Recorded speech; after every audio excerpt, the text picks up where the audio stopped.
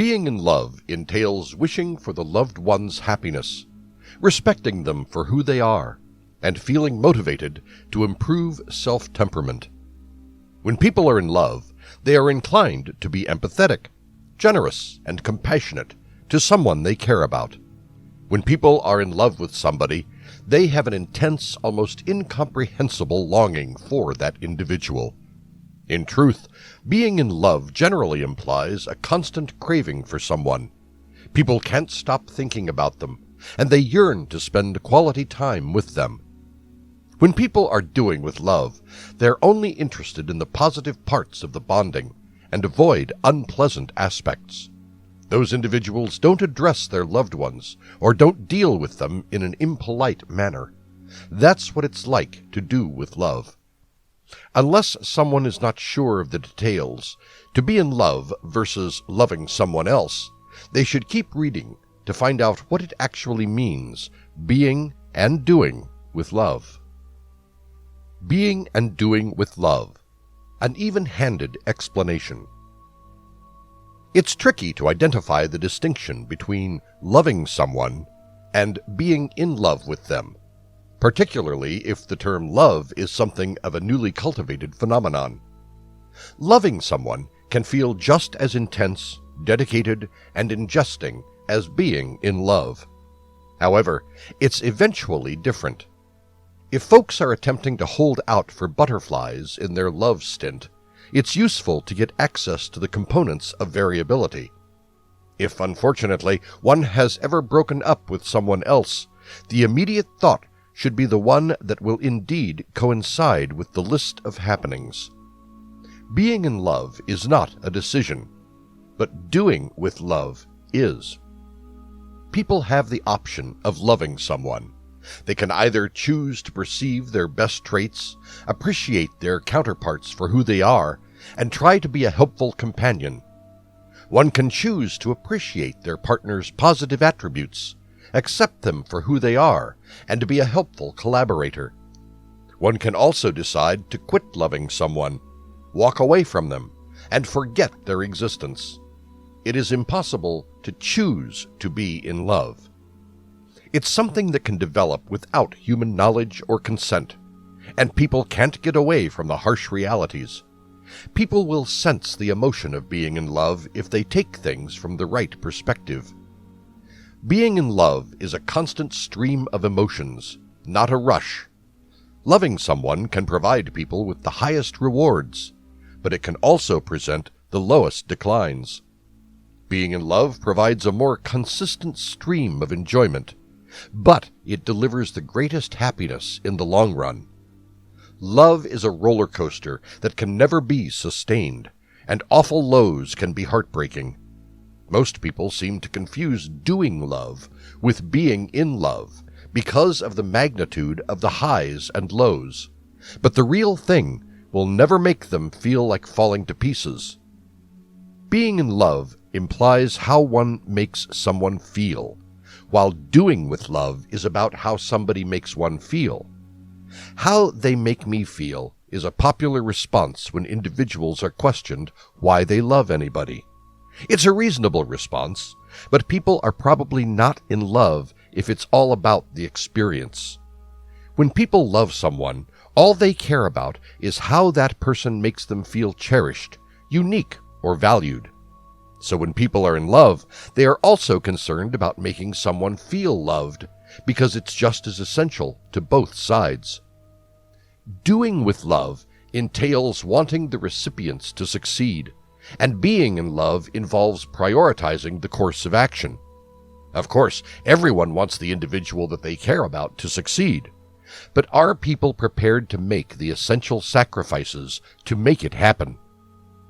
When one set of happiness is related to others, and when people are in love, they consider each other's interests. Perhaps they pay a bit extra rent while one graduates from school. When people prioritize each other's needs over their own, they achieve more than they expected when all are on their own. Doing with love is provisional, but being in love is permanent. Love might come to an end at any point in time. People can irritate others, or individuals can get into a big fight, or they can be melancholy, and then all happiness goes berserk. People might have lost interest in the surrounding happenings. Being in love isn't as volatile as one would think. It absorbs the battles, the long pauses, and the full-fledged existential crises. Only the relationships in which people are truly in love will work smoothly once the smoothing period has passed and life has returned to normal. One doesn't require constant thrill because his impulses are genuine. Being in love involves requiring someone to be happy, and doing with love means wanting them to be where they would be joyful. When people love others, they need them to be with them at all times. The strong desire toward them always prevails. People want others more than anything to be with them. When someone is in love, he wants his counterparts to live a contented, balanced life, which may require them to spend time away occasionally. Being satisfied does not imply that one must be with his partner every moment of existence. Being in love is a relationship, and doing with love is about ownership. People want someone to be in their fold when they love them. It's imperative to label the love recipients. When individuals are in love, they want to be nearby mentally, if not physically. People give themselves everything they have. All are in a team of relationships, and no one is anyone's property. Being in love is straightforward, but doing with love is an uphill climb.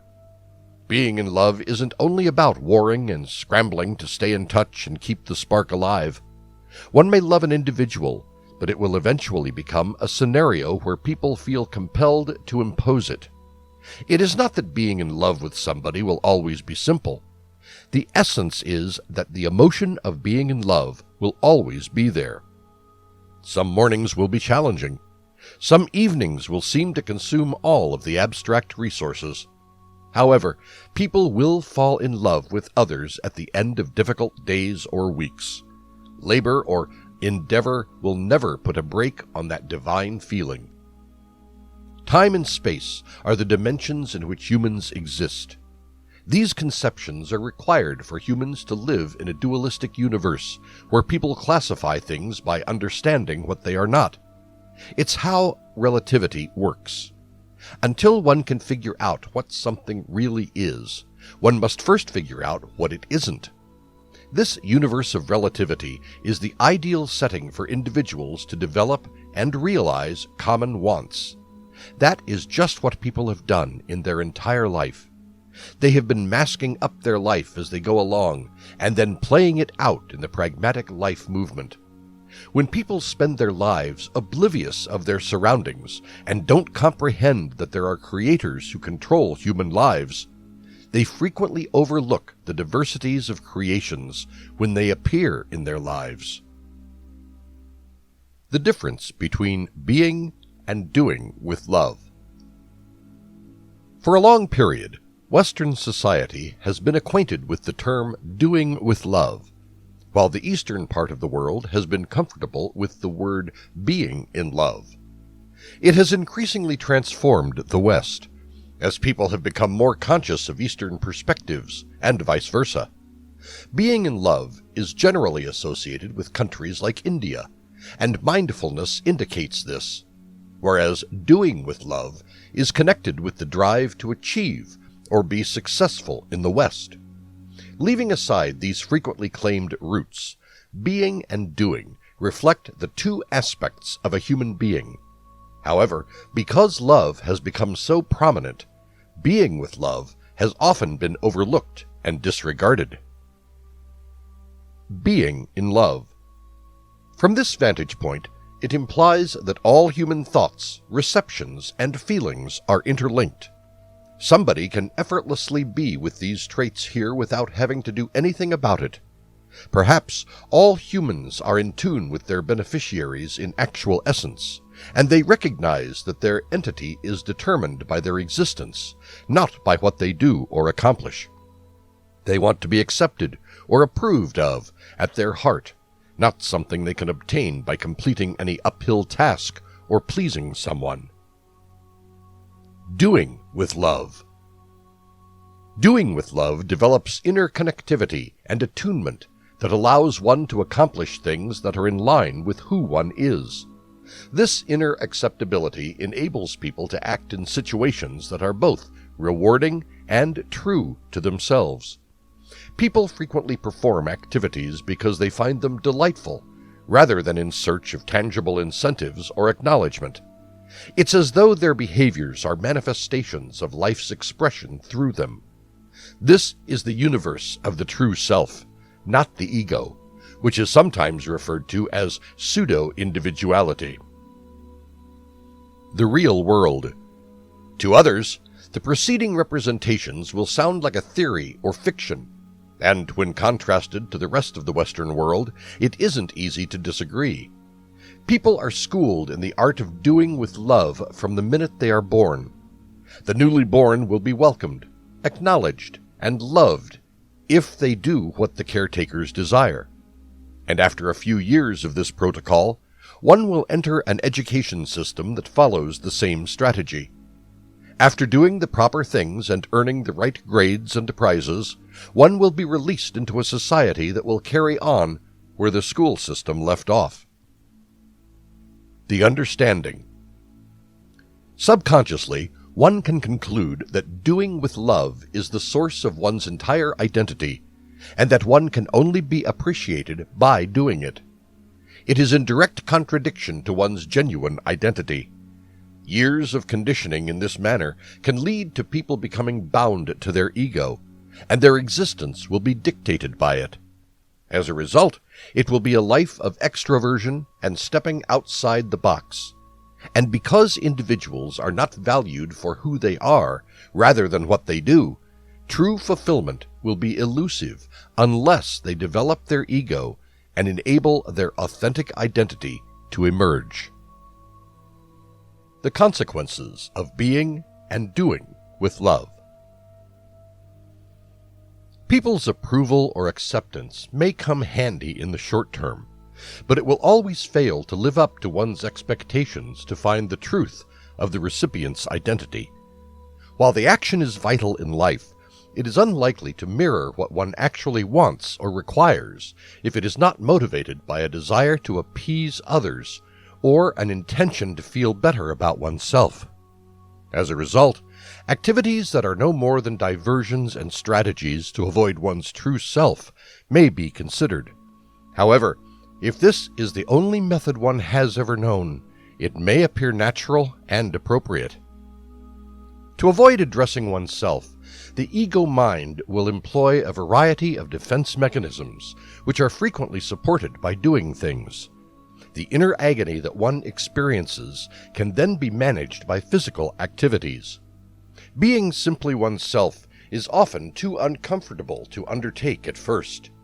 It will, however, take time, as with so many things in life.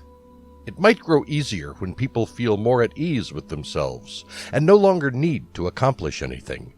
Then, rather than doing something for the sake of doing it, or out of habit, one's activities will be more purposeful and related to one's genuine intensity. That's where the majority of people fall apart. People expect their ideas to appear in one form, only to arrive in a different shape and a distinct period. It arrives 2 hours, 2 weeks, or 2 years down the line than predicted, and it does not look like what people want it to appear like. What happens is that when human creation emerges, people don't recognize it. They don't embrace it as their own, and aren't thankful for it if it is not acknowledged. Individuals may believe they know what they have made, but they accept it with stipulations because it's not exactly what they have imagined. It's simply to cultivate a grateful attitude. One can begin when he wakes up and expresses gratitude for another great day in this beautiful world. Everything falls in place with the consciousness of the natural law of being and doing with love. The equilibrium between being and doing with love. Everyone, male or female, possesses both masculine and feminine. People must practice the technique of doing while being until they no longer need to regard it as a process. It becomes a natural part of their conscious thinking daily. Honesty, humility, time, sensitivity, love, compassion, tolerance, and patience are all essential qualities to embrace. To confront and feel the innermost suffering, one must pay continual attention and have the confidence to do so. People will need the courage to bear their pain for weeks, if not months, until they reach the deepest wound and release it. It requires patience and a desire to try different ways to get the pain out of the human body, which usually involves employing sound and motion discharge techniques, inline energy respectively, that manifests itself in their own unique ways. Without the balancing impact of the opposite gender, pure masculine or feminine energy levels are ineffective for lengthy periods. Because barriers are a masculine function, if women are exclusively functioning out of their feminine energy, they will not limit other individuals. In the opposite case, if men just live in the masculine, they will be unable to access insight from the source and will be constrained by the human mind's restrictions. Integrating the masculine and feminine qualities intentionally and effectively is essential for successfully enacting being and doing with love. What is going on around the human life cycle at any one point in time determines the fluctuating ratio of individual inner equilibrium. People normally don't go deep enough to identify their underlying emotional patterns, since there are so many levels of emotional anguish.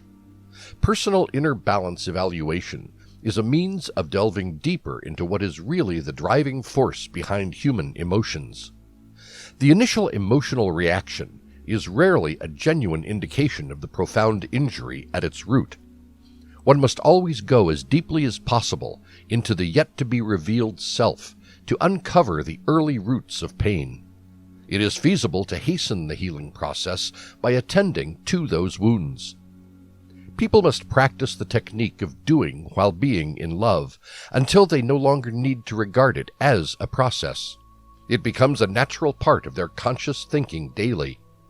Honesty, humility, time, sensitivity, love, compassion, tolerance, and patience are all essential qualities to embrace. To confront and feel the innermost suffering, one must pay continual attention and have the confidence to do so. People will need the courage to bear their pain for weeks, if not months, until they have reached the deepest wound and can release it for healing. It requires patience and a desire to try different ways to get the pain out of the human body, which usually involves employing sound and motion discharge techniques.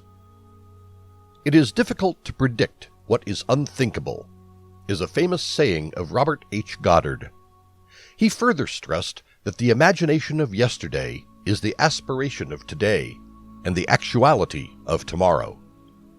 Too frequently, as kids eventually leave home to attain their objectives in life, or when another important life event occurs, they discover that time has flown, and with it, their dreams of what they aspired have faded.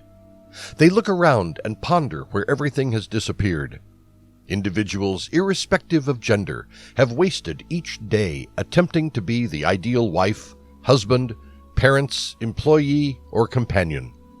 Those days have changed into weeks, and the weeks into months, and the months into years. But the question remains, what now? People contemplate when they approach the middle or end of their life and feel that they are not sure of the destination.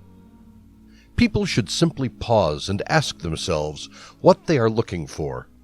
What do they desire, not what others expect of them? They must have forgotten something somewhere along the line.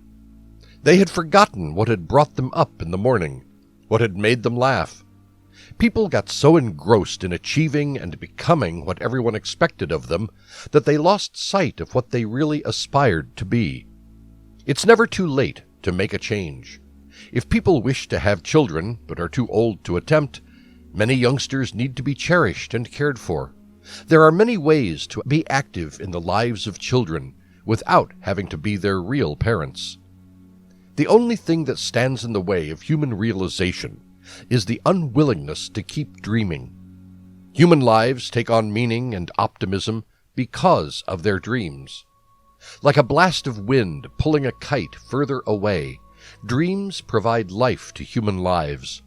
They transport individuals to a time of fairy tales and the possibility of everything they might dream about. As people grow older and assume more responsibilities, they lose the ability to dream. People don't know how many tomorrows they'll have, but what a wonderful feeling it will be to look back on their lives and recognize that they never give up hope. There was never a time when humans didn't have a reason to try something new and intriguing. It doesn't have to be extravagant. All that matters is something people desire. Individuals exude enthusiasm as they continue to realize their dreams, and it spreads like a virus.